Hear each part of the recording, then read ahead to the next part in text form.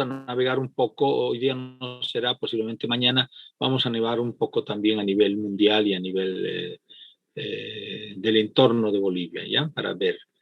Tienen también ustedes en la nube, cuando ya tengan acceso, ahí tienen la documentación para poder ver esos datos en detalle, ¿no es cierto? Pero obviamente yo no les voy a dar en detalle, simplemente una navegada muy rápida. Por otro lado, hemos podido navegar en la página tanto de la Autoridad de Electricidad como en la página del Comité Nacional de Despacho de Carga, para los que recién se están incorporando a la materia por primera vez, ¿ya? Entonces, esas dos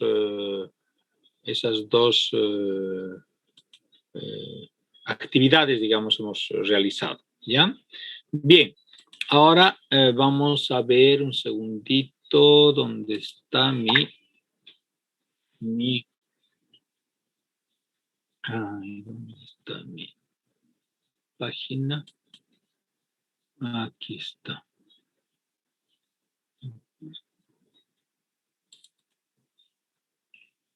Ya. Esta es mi caja negra. Copiamos y pegamos.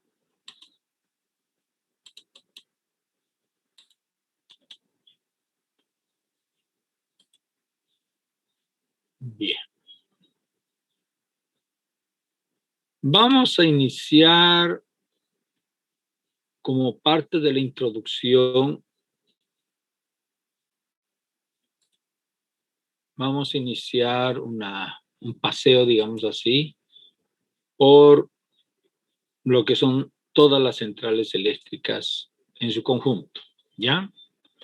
Bien, aquí estamos con la página. Voy a compartir pantalla. Me confirman si pueden ver la pantalla. ¿Ya? Ahora sí pueden ver. Ya.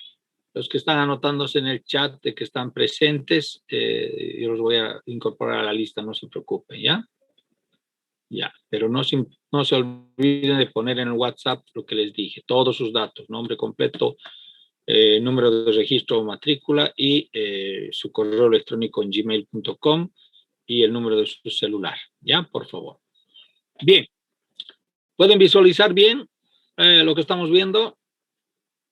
Al centro dice caja negra, BB igual caja negra, black box. ¿Alguien me confirma si se puede ver bien? Sí, ingeniero. Sí, ingeniero. Ya, voy a ampliar un poco esta imagen porque vamos a ver la parte por parte. En forma general les puedo decir, por los títulos, los que pueden ver en su teléfono en forma horizontal, ¿no es cierto? Aquí a la izquierda arriba dice fuentes primarias de energía. A la derecha dice servicios auxiliares de emergencia y de apoyo, ¿ya? Y al centro, a mano izquierda, dice parque de recepción y almacenaje de combustibles, suministro de combustibles e insumos. Al medio, un cajón negro rectangular, paralelepípedo, dice BB igual caja negra, ¿ya? En inglés es black box. A la derecha dice productos y la serie de productos eléctricos que tenemos. Y abajo, en letras más pequeñitas, están los residuos no deseados, o sea, sólidos, líquidos, gaseosos, vibraciones, frecuencias y disturbancias con todo un detalle, ¿ya? Entonces, para ello vamos a ir viendo primero paso a paso. Comenzamos con las fuentes primarias de energía. Para ello voy a agrandar un poquito eso es, ¿ya? Ahí creo que pueden leer ustedes con toda claridad, así estén en teléfonos pequeños. Dice fuentes primarias de energía. Entonces, estas fuentes primarias son las de donde capturamos nosotros algún tipo de energía para convertirlos ¿en qué? En energía eléctrica, ¿sí? Ya. Carbón mineral y sus variantes. Vamos a ver un poquito en detalle eso, aunque en el país no tenemos nosotros centrales a carbón mineral, pero vamos a ver que a nivel mundial e internacional tiene una gran importancia porque prácticamente la mayoría de las centrales en el mundo se han manejado en los últimos años con carbón mineral, porque es una fuente primaria de energía en que existen grandes cantidades en varios países industrializados. Comenzamos por donde nació la industria, en Inglaterra, después en Alemania, en parte de Francia, y otros países. Estados Unidos también tiene muchos reservorios de carbón mineral y sus derivados. Y sus variantes, vamos a ver, porque no todo es carbón mineral en forma de piedra dura. Hay otros que son con menor energía interna, digamos, pero en contenido de energía, pero que son más manejables. Son, digamos, estratos minerales más recientes, ¿ya? Esto se deben acordar de su clases de colegio, ¿no es cierto? De dónde sale el carbón mineral y sus derivados de bosques que existían antes en el planeta, que se han enterrado prácticamente, se han ido enterrando poco a poco, y esa madera y esos vegetales se han ido poco a poco convirtiendo en una materia que hoy en día la conocemos como carbón mineral, ¿ya? Por eso el nombre de carbón, ¿ya? Porque ustedes saben que cuando queman una madera, ¿no es cierto? Esta madera toma ese aspecto, ¿no? De carbón negro. Entonces, en este caso ha sido un enterramiento, podemos decir, en forma natural de grandes cantidades de bosque, miles de kilómetros cuadrados de bosque, que al estar bajo tierra, por el calor natural del planeta, han ido poco a poco cambiando su composición de ser madera fresca a poco un carbón y posteriormente a un carbón mineralizado, ¿ya? O sea, ya con características casi de roca, podríamos decir, ¿sí? Pero en forma intermedia hay el lignito, el betún, hay varios carbones suaves, podríamos llamar, que más bien hay que trabajarlos cuando se los obtiene, hay que trabajarlos para que sean en poco volumen con la mayor cantidad de energía posible. Bien, eso sería prácticamente por lo que tenemos que ver por carbón mineral. Ya les mencionó los países más importantes de producción de carbón mineral o explotación de carbón mineral, llamémoslo así. Y bueno, aparte de eso tenemos en grandes cantidades el petróleo y sus derivados, porque estos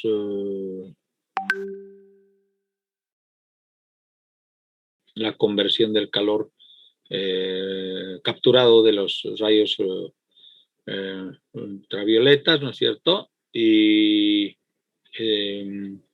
la radiación térmica del sol se la transmite a diferentes medios líquidos. Al principio solo se trabajaba con agua, hoy día se trabaja con medios que son mucho más aptos para absorber el calor, y después de esto con intercambiadores de calor se genera vapor y el vapor nos mueve centrales eléctricas, un generador eléctrico, ¿cierto? Con una turbina a vapor.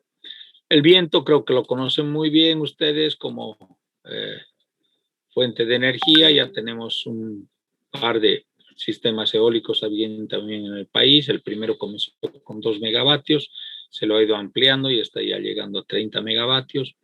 Los otros también están siendo instalados. A nivel de vapor tenemos las geotérmicas, porque vapor obtenemos quemando carbón mineral, quemando petróleo, quemando gas natural, ¿no? Obtenemos vapor. Pero directamente vapor como fuente primaria lo obtenemos en forma natural de los reservorios geotérmicos, ¿no? Subterráneos.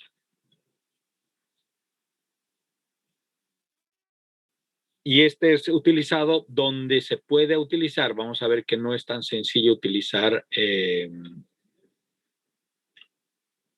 el vapor geotérmico, ¿ya? Nosotros aquí en Bolivia tenemos un proyecto que está hace mucho tiempo en condición de piloto en Laguna Colorada, es cerca a la frontera con Chile, en el departamento de Potosí, y se está pensando tal vez en otros sistemas. Ustedes saben que aquí en Santa Cruz tenemos aguas calientes, en La Paz tienen Vizcachán, con reservorios de fuentes geotérmicas subterráneas que se pueden utilizar, pero ya vamos a ver en detalle por qué no todos los lugares geotérmicos son tan aptos para ser utilizados.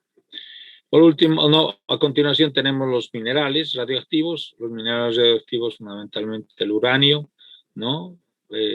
Son materiales que nos se los puede hacer generar una buena cantidad de calor, del cual podemos obtener después vapor, y con vapor movemos generadores eléctricos, ¿no es cierto?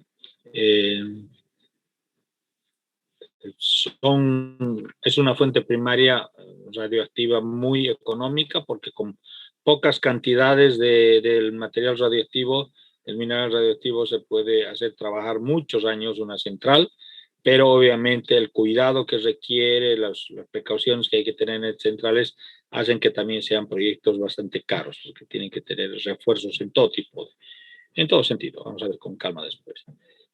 Y por último tenemos los productos orgánicos, ¿no es cierto? La central de Guavirá, por ejemplo, aquí en Bolivia, la central de Aguaí, la central de la Bélgica, son centrales eléctricas que producen energía eléctrica, ya sea para sus usos industriales o para entregar al sistema interconectado, como es el caso de la Bélgica, y otras centrales donde queman prácticamente el bagazo de la caña, o sea, lo que resta de lo que han explotado la caña de azúcar, ¿no? El bagazo, que ya es prácticamente solamente un material combustible, lo queman y con esto generan vapor, y el vapor mueve centrales, generadores eléctricos, ¿sí? También, pero hay productos orgánicos que se los utiliza de otra forma, ¿ya? Con la tecnología de Stirling, que ustedes han conocido seguramente los que han llevado Termo 2, tenemos la producción de metano a través de la fermentación, ¿no? de productos orgánicos, y esta fermentación produce, por un lado, separa los productos orgánicos que ya están degradados, digamos así, ¿no es cierto? Que han sido fermentados, generan gases, entre ellos uno importante es el metano, y por otro lado generan un material que puede servir muy bien como producto de abono orgánico, ¿sí? Abono orgánico no químico, no fabricado químicamente.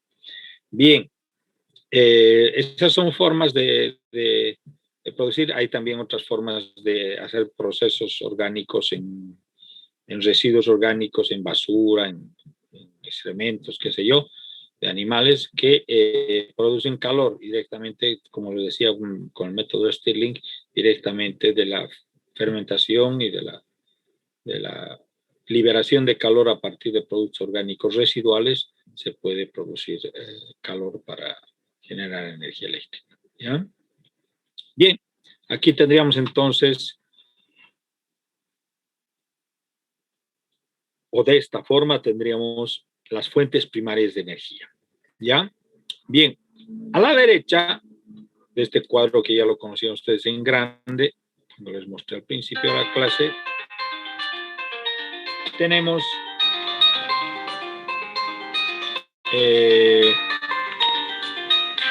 me parece que su ayudante, a ver, quiere hablar, vamos a ver un segundo.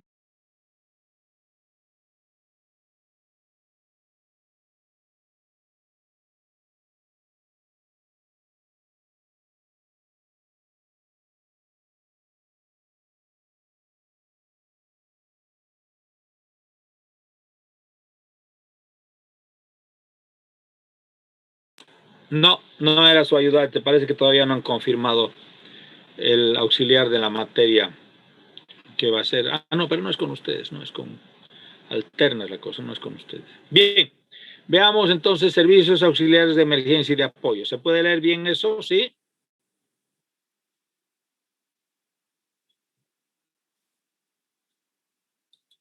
Sí, ingeniero. Gracias, gracias, muy gentil, se agradece cuando ustedes responden. Me dicen que todavía hay compañeros esperando. La verdad que si estuvieran esperando, yo me diría acá, no hay nadie esperando. ¿Ya? Estamos 45 asistentes, 46 conmigo. Estábamos mucho mejor hace rato, ¿no? Con 51, 50. Bueno, ni modo. Bien, aquí tenemos entonces servicios auxiliares de emergencia y de apoyo. ¿Por qué? Porque toda central tiene elementos accesorios que están alrededor de la generación de energía. Si hablamos, por ejemplo, de la materia nuestra, ¿no es cierto? Las centrales térmicas que funcionan con motores a diésel, impulsadas por motores a diésel, o las centrales eléctricas que funcionan con turbinas a gas, o las centrales eléctricas que funcionan con motores a gas natural, las centrales eléctricas que funcionan con biocombustibles, quemando combustibles para generar calor, y ese calor generar vapor, ¿no es cierto? Todas ellas tienen de alguna manera un entorno de equipamiento que no es precisamente el convertir la última etapa de algún tipo de energía en energía eléctrica, ¿ya? Entonces, vamos paso por paso. Vamos primero por los sistemas de lubricación y refrigeración. Entonces, toda central prácticamente que tiene elementos en movimiento, ¿no es cierto? Entonces necesita de lubricación, ¿ya? Entonces, todos los generadores que son con movimiento giratorio, de hecho, necesitan lubricación, ¿ya? Estamos hablando de quiénes. Comencemos con las hidráulicas, ¿no es cierto? Aunque el agua impulsa una turbina hidráulica, ¿no es cierto? Pero esa turbina hidráulica gira y también mediante un acople, ya sea directo o mediante una caja de engranajes, se comunica con un generador eléctrico que es también circular y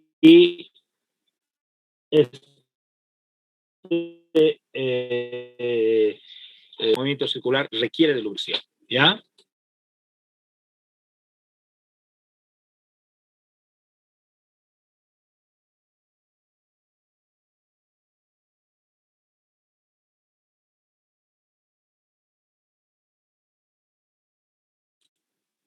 Bueno, eso por el lado de la lubricación. En las centrales térmicas de turbinas, por ejemplo, a gas, también tenemos movimientos en giro, ¿no es cierto? Un motor a combustión, por ejemplo, a diésel, ¿no es cierto? También, ¿no es cierto? Produce un movimiento giratorio y eso impulsa un generador eléctrico. Entonces, prácticamente todos, ¿no? Una torre eólica, por ejemplo, sus aspas están apoyadas en un eje que está obviamente apoyado en cojinetes, entonces tiene que haber lubricación, ¿sí? ¿Quiénes no usaran lubricación? Posiblemente las fotovoltaicas, ¿no? Los paneles fotovoltaicos no utilizarán. Los termos solares, si al final tenemos vapor y ese vapor nos impulsa una turbina a vapor, entonces tenemos también ahí lubricación, necesidad de lubricación. ¿Quién más nos necesitará lubricación? A ver, posiblemente en los sistemas, el que utiliza el sistema Stirling o el que utiliza el sistema de fermentación.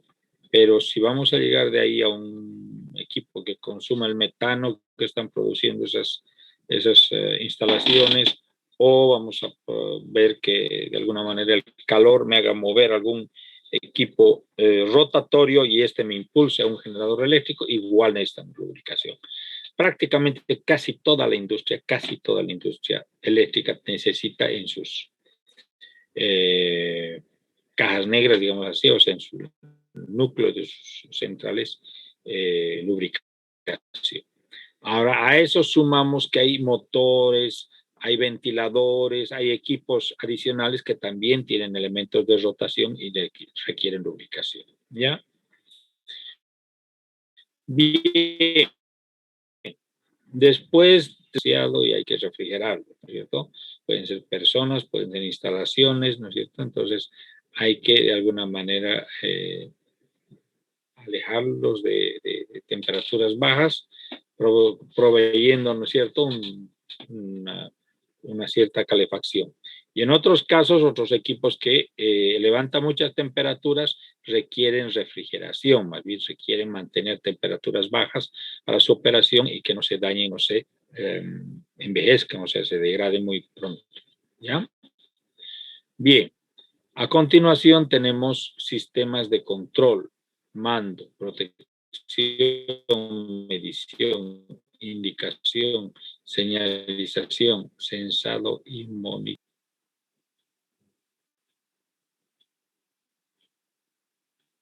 Es una cadena de sistemas, si ustedes se dan cuenta, pero que están encadenadas unas con otras. ¿Cuáles son los más sencillos de estos sistemas y que están dispuestos en todas las centrales o en diferentes puntos de las centrales, digamos? Fundamentalmente son los sensores, los elementos de señalización y los elementos de indicación. ¿Ya? Entonces, los sensores son todos los elementos que me convierten algún tipo de parámetro, puede ser presión, puede ser temperatura, puede ser viento, puede ser un montón de flujo, puede ser.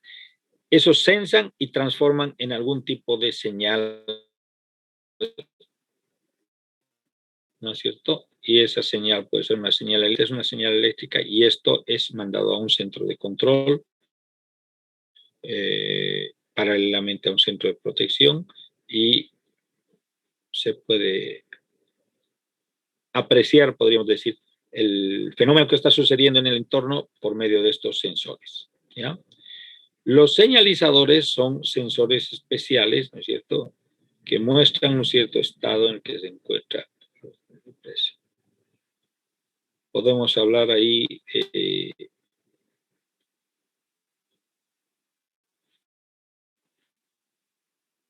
los elementos más simples, digamos, de conversión de parámetros sensables, ¿no es cierto? Luz, calor, intensidad de vibración, qué sé yo, en otro tipo de señales generalmente eléctricas, ¿ya?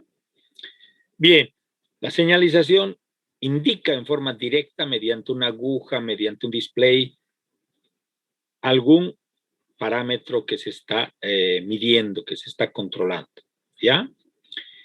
Pero es directo, no pasa, digamos, por una central de base de datos, por un procesador, nada, directamente. Indicación son los indicadores prácticamente son indicadores sencillos, a veces con una flecha, a veces con un sonido estridente, a veces una campana, ¿no es cierto? Son indicadores de algún fenómeno en especial. Lamentablemente tenemos que decir que los indicadores suenan muy poco por acá, en las centrales que conocemos nosotros, pero cada vez estos indicadores están más incorporados, digamos así, en el sistema de monitoreo y en el sistema moderno, digamos, de control y mando de las centrales. Después tenemos el sistema de medición. El sistema de medición es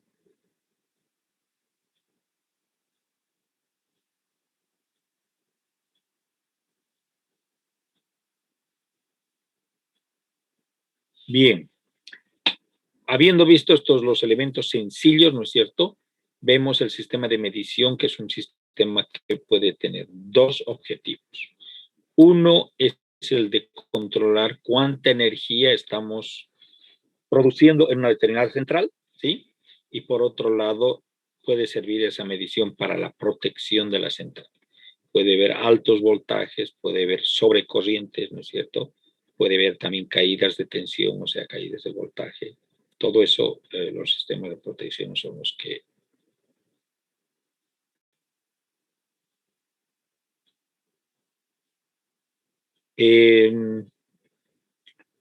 los sistemas de mando generalmente son sistemas en los cuales actúa en forma manual un operador o un ingeniero de planta cuando está dirigiendo los equipos de una central eléctrica.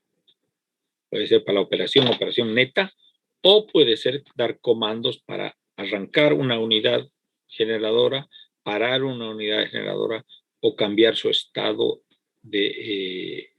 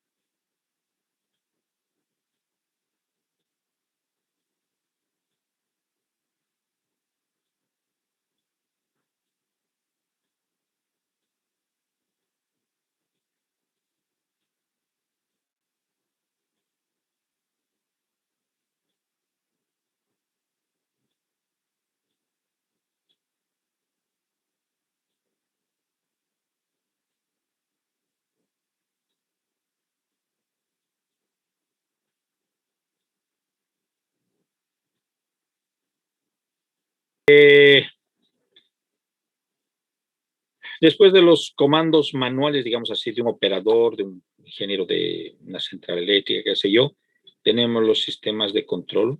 Los sistemas de control van muy pegados a todo lo que es señalización, sensado especialmente, ¿no es cierto? Indicación. Los sistemas de control fundamentalmente ven lo que es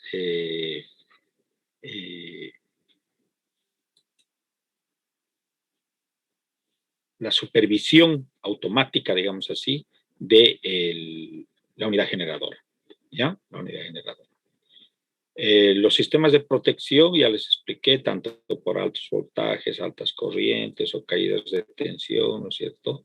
Están trabajando en eso. Tienen sus propios equipos, sus propios multímetros, tienen sus propios...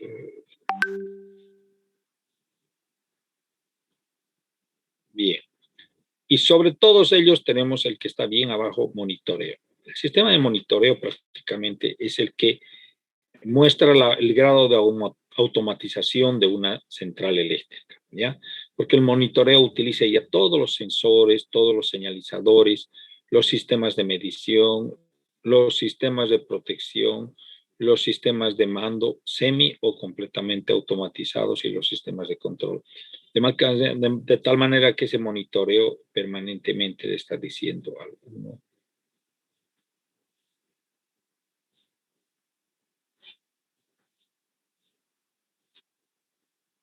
Entonces, el monitoreo se constituye en una herramienta muy inteligente, digamos así. Claro que hay unas versiones bastante primitivas, han ido evolucionando otras, y hoy en día muchas centrales trabajan ya con inteligencia artificial para controlar, porque son grandes máquinas que superan los 200, 300 megavatios y hay que vigilarlas con mucho cuidado y ya no se puede confiar solamente en lo que el fabricante prácticamente ha hecho de las máquinas, sino que hay que tener un sistema de monitoreo semi-inteligente, semi-autónomo para evitar que haya algún siniestro o algún daño grave en la central. ¿Ya? Esa es la razón por la que...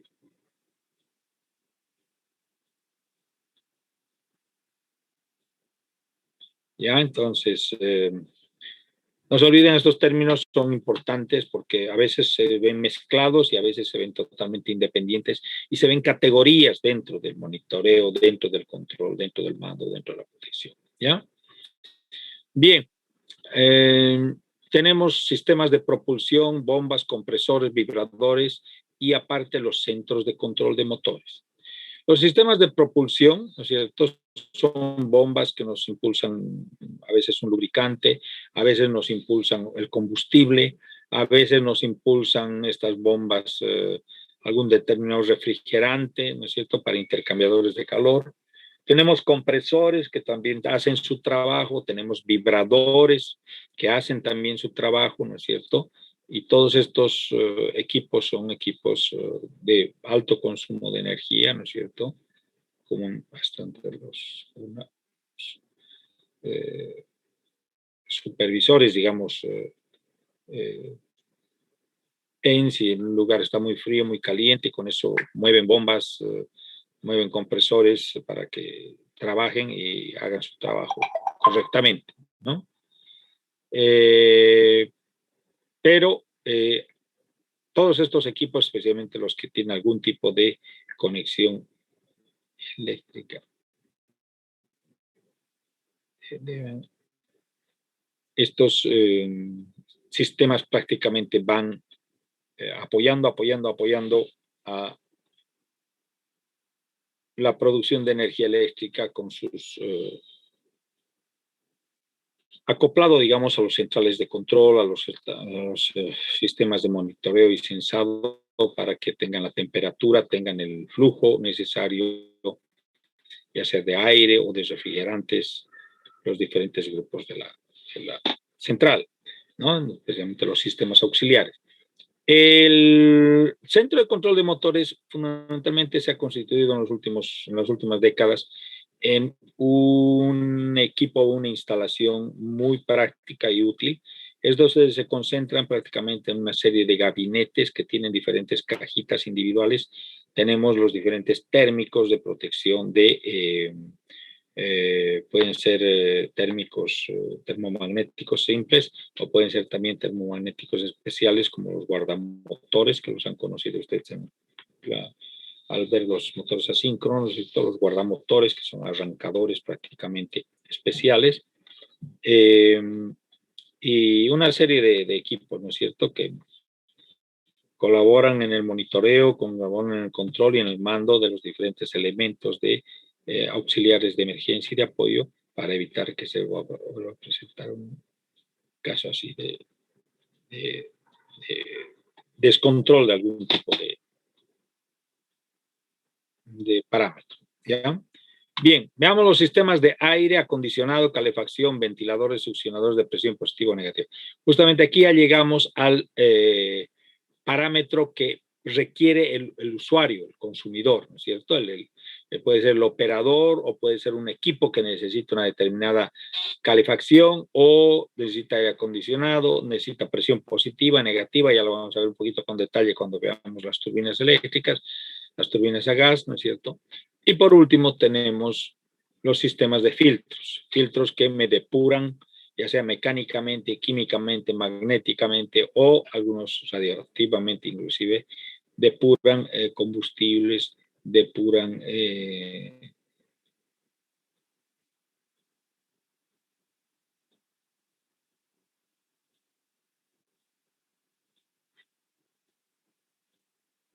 bien.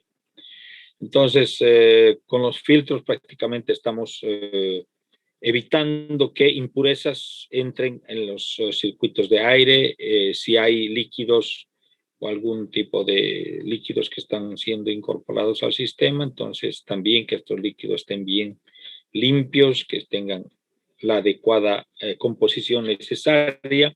En el caso de las centrales a vapor hay mucho movimiento de agua, ¿no es cierto? Entonces con las bombas, las bombas impulsoras, los refrigeradores, los radiadores, etcétera. Y cuando van circulando en circuito cerrado, hay que ir verificando que el agua se mantenga en temperaturas, en presión y en composición adecuada. Ya no puede ser que se formen piedras, digamos, en el brazo de ti, o se formen piedritas, pequeñas piedritas que son impulsadas con el viento, y estas pueden provocar grandes serios problemas ya cuando se reencuentran con los equipos de alta velocidad de rotación y a grandes temperaturas.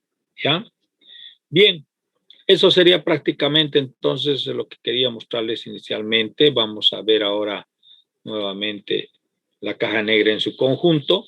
¿Ya? Entonces hemos visto prácticamente las fuentes primarias de energía, hemos visto los servicios auxiliares de emergencia y de apoyo. Voy a ir mostrándoles poco a poco a medida que avancemos en la materia diferentes equipos donde se ven estos sistemas de lubricación, de refrigeración, los sistemas de control, mando, protección, medición, indicación, señalización, sensado y monitoreo, los sistemas de propulsión de bombas, compresores, vibradores y los centros de control de motores.